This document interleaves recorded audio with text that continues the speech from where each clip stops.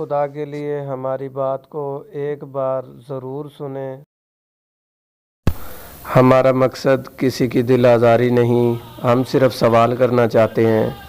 کہ جو لوگ سوشل میڈیا پر بہت بڑے مناظر بن کر مناظرہ کرتے ہیں اور ملک کے اندر بجائے پیار محبت کے نفرت اور نفاق ڈالنا چاہتے ہیں،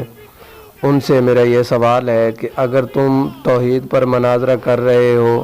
تو پھر عیسائیوں سے جا کے مناظرہ کرو، اور اگر تم نبوت پر مناظرہ کر رہے ہو تو پھر جا کے قادیانیوں سے مناظرہ کرو، اور اگر اہل بیت اور اصحاب کا مناظرہ ہے تو پھر شیعہ لوگ تو اہل بیت کو مانتے ہیں اور بہت عزت دیتے ہیں، اور اہل سنت والے اصحابہ کرام کو بہت عزت دیتے ہیں۔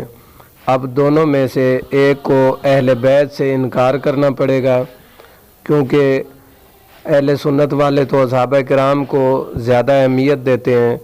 اب یہ انکار کریں کہ ہم اہل بیت کو نہیں مانتے، تب تو مناظرے کا حق بنتا ہے،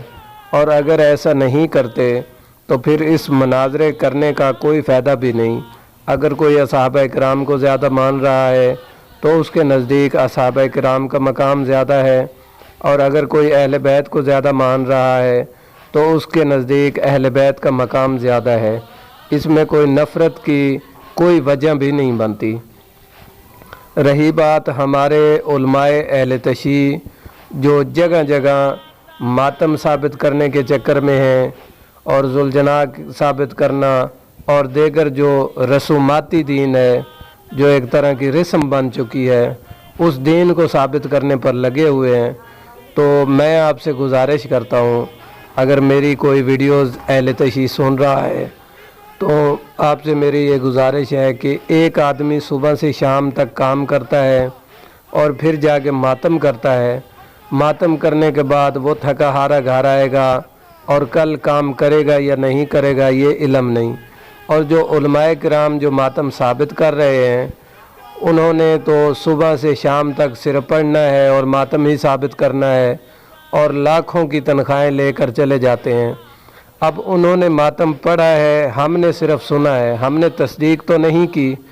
انہوں نے تصدیق کی ہے، تو ان کا حق بنتا ہے ہمارے ساتھ پہلے زنجیر اٹھا کر وہ کھڑے ہوں اور ہمیں کر کے دکھائیں کہ ماتم کس طرح ہوتا ہے۔ جیسا قرآن پاک میں اللہ پاک نے بہت سارے ایسے راز بتائے ہیں، جو راز قرآن پاک کے ہر آیت کو پڑھ کر کوئی نہیں سمجھ سکتا، اس کے لیے حدیث کی یا اس کی تفسیر کی ضرورت پڑتی ہے۔ اس لیے اب ہمیں ماتم کا یہ پوری طرح سے تو پتہ ہی نہیں ہے کہ ماتم کس طرح کرنا ہے، کیونکہ جو لوگ ثابت کر رہے ہیں انہوں نے تصدیق کی ہے، ان کا حق بنتا ہے وہ زنجیر اٹھائیں، چھریاں اٹھائیں یا آگ جلا کر ان میں ماتم کریں، پہلے وہ کریں، اور ہم ان کے پیچھے ہیں، کیونکہ ہم تو ان کے ساتھ چل رہے ہیں، جو ہمیں وہ دکھا رہے ہیں ہم تو وہ دیکھنا چاہ رہے ہیں۔ تو خدا را ایسے جو مناظرین ہیں، جو علماء کرام ہیں، خدا کے واسطے یہ جنگ چھوڑ دیں۔ ہماری جنگ کا کوئی مقصد نہیں ہے،